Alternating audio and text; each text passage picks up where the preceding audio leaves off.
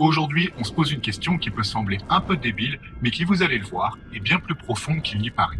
Quand commence l'histoire et quand s'arrête-t-elle? Pour la première partie de la question, aucun problème. Selon la définition de l'histoire comme sujet d'étude, elle commence avec la naissance de l'écriture.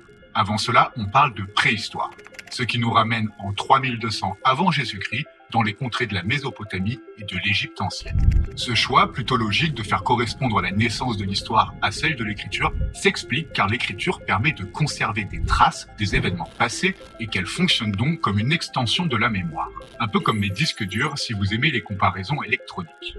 Maintenant que nous sommes d'accord sur son début, qu'en est-il de sa fin?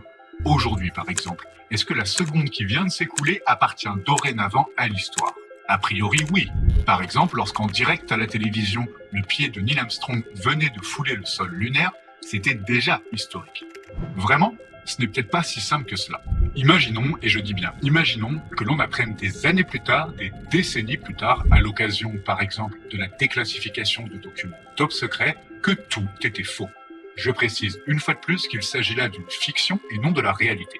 Mais dans cette fiction, ce pas sur la Lune était-il historique finalement, ou est-ce le mensonge qui l'était? Un autre exemple, celui-ci bien réel.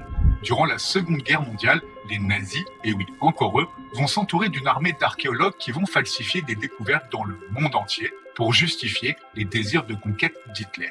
En deux mots, dès que les archéologues allemands trouvaient des ruines, un artefact ou une pièce de monnaie, ils l'associaient immédiatement à la culture germanique, en mode « on était là avant ». Vous connaissez la suite, on a botté le cul du petit moustachu et on n'a plus jamais entendu parler des archéologues allemands. Et tous ont repris leur vie, ont repris leurs cours dans les universités sans jamais être inquiétés. Tous les archéologues ont eu le temps de mourir et une partie de leurs enfants également, avant que les archives administratives ne refassent finalement surface et que leur rôle ne soit finalement mis à jour. Tout cela pour dire que l'histoire demande du recul. Cette seconde qui vient de s'écouler, elle contient en son sein certains enjeux de son époque, certains conflits d'intérêts, certaines trahisons qu'on préférera cacher. À propos du cas des archéologues nazis, Laurent Olivier, un archéologue et historien français, dira ceci. Quand on est trop près des événements, il est difficile d'aborder la question en tant qu'historien.